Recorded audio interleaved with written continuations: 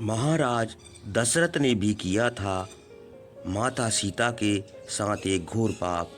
दोस्तों, सीता हरण की कहानी तो सब कोई जानते हैं, लेकिन इसके पीछे का कारण कोई नहीं जानता। महाराज दशरथ की एक गलती के कारण हुआ था माता सीता का हरण। अगर महाराज दशरथ इतनी बड़ी भूल नहीं करते तो शायद माता सीता का हरण नहीं होता।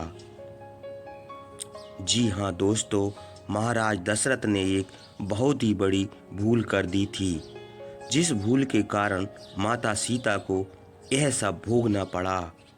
दोस्तों, महाराज दशरथ की वह कौन सी गलती थी जिसके कारण माता सीता को इतने सारे कष्ट झेलने पड़े? अगर आप भी जानना चाहते हैं तो वीडियो को अंत तक देखिए। तो चलिए, आप लोगों का कीमती समय बर्बाद ना करते हुए आगे बढ़ते हैं। ऐसी कौन सी गलती हुई थी महाराज दशरथ से कि रावण माता सीता को हरण करके ले गया? दोस्तों, जब भगवान श्री राम, लक्ष्मण, भरत, शत्रुघ्न चारों भाइयों का विवाह हो गया और बारात लौटकर वापस अपने नगर में आई तो महाराज दशरथ ने अपनी पत्नी कौशल्या से कहा कि कौशल्या, एक बात आप लोग हमेशा गांठ बांध कर रखिए, क्योंकि आज तक आप सिर्फ चारों बेटों की माँ थीं, लेकिन आज के बाद आप सब माँ होने के बावजूद चारों बहुओं की सास भी बन चुकी हैं। तो उन्होंने महाराज दशरथ से पूछा कि क्यों? तब महाराज दशरथ कहने लगे कि सास और बहुओं का धर्म क्या होता है। जिस घर में बेटी की बहू आ जाए, उस घर में सास का यह धर्म बनता है, उसका ख्याल रखे। उसके बाद महाराज दशरथ ने बहुत प्रकार के उपदेश दिए, बहुत तरह से उन्हें उनका धर्म समझाया। उसके बाद कुछ दिन ऐसे ही निकल गए। फिर एक दिन महाराज दशरथ के दिमाग में एक बात आई। महाराज ने विचार किया कि क्यों ना मैं अपनी चारों बहुओं की परीक्षा ले लूं।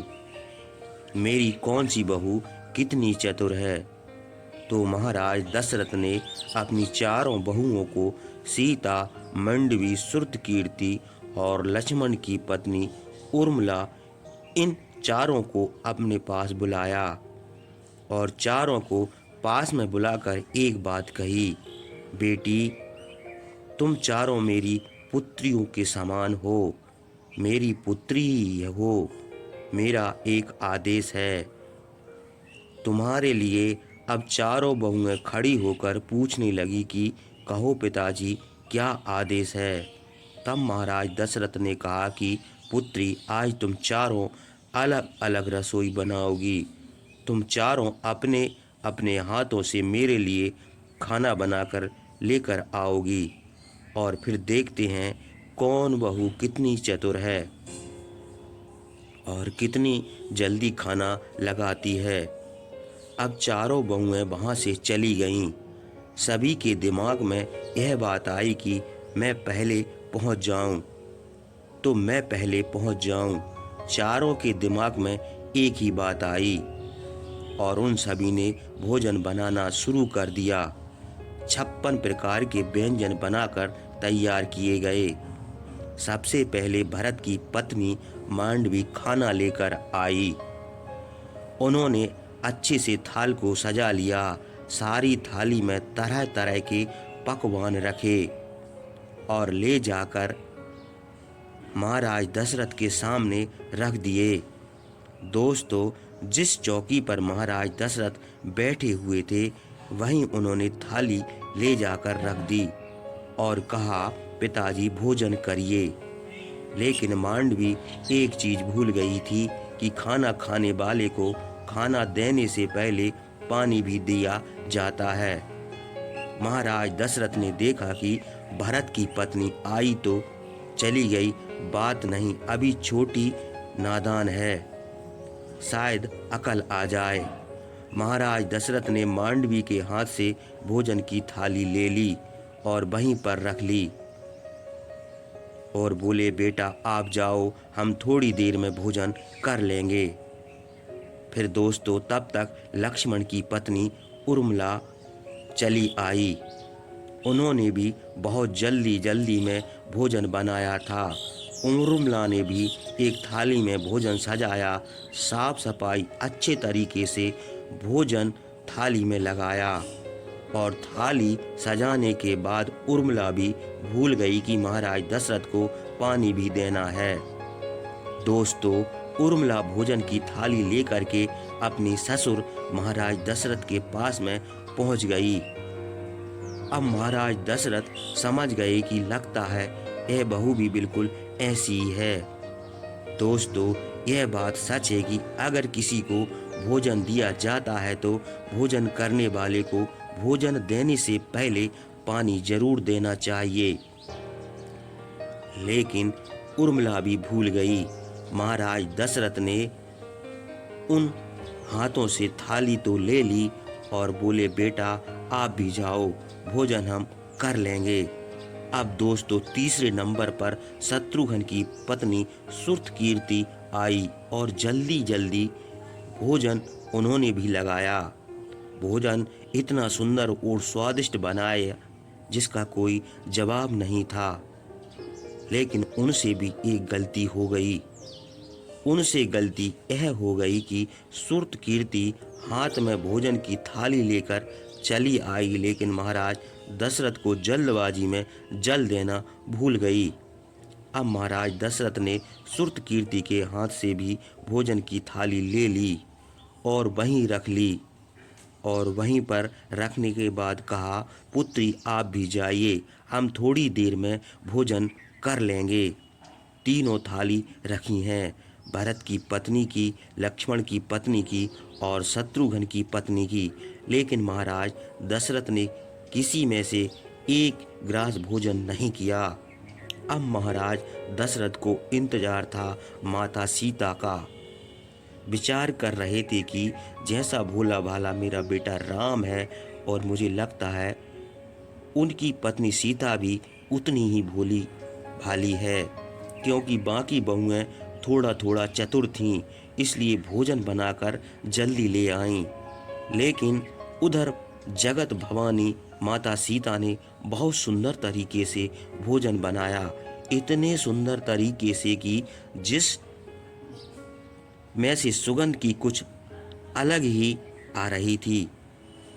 माता सीता ने एक थाली में भोजन लगाया, 56 प्रकार के व्यंजनों को एक थाली में लगाया और अपने हाथ में थाली उठाकर चलने के लिए तैयार हुई।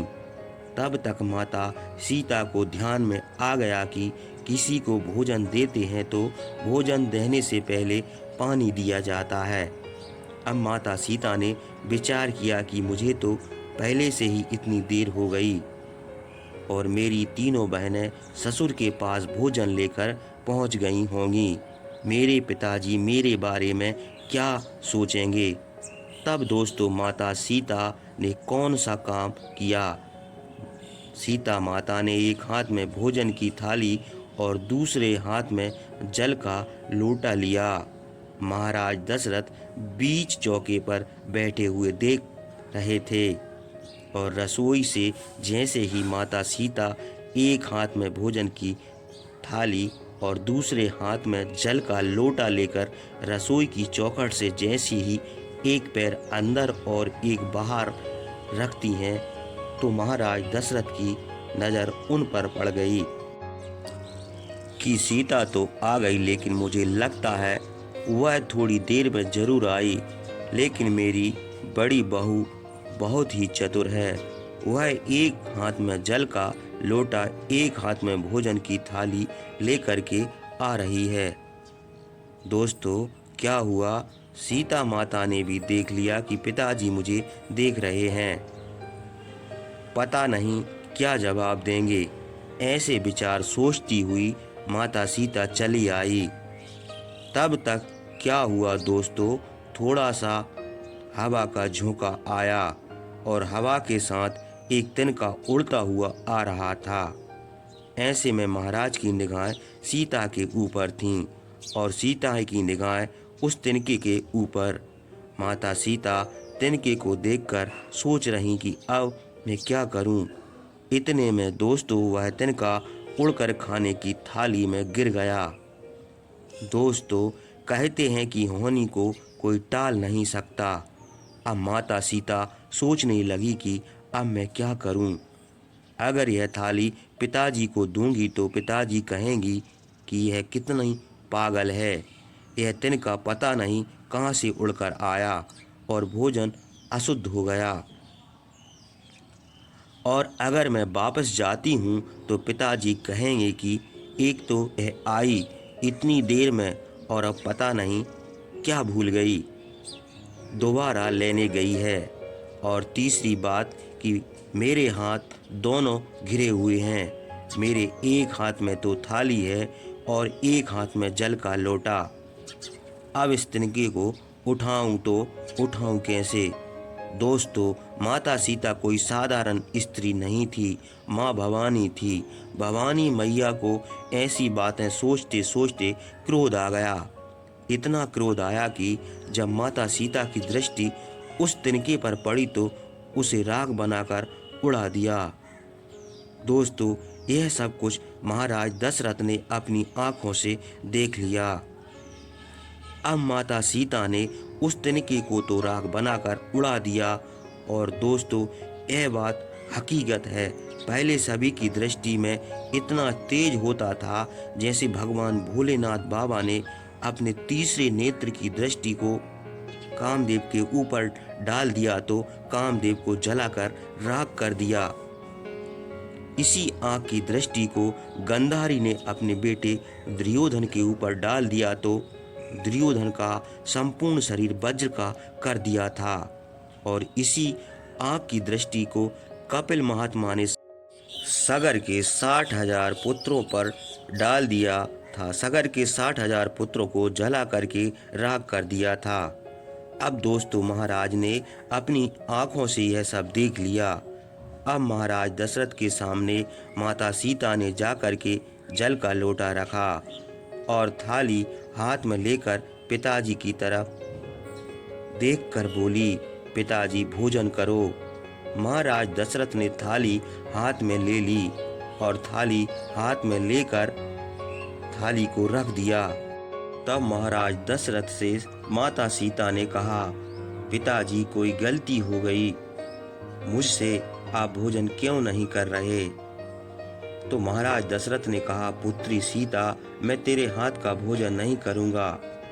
तब माता सीता घबरा गई और बोली, पिताजी ऐसी कौन सी भूल हो गई मुझसे जो आप मेरे हाथों का भोजन नहीं करना चाहते।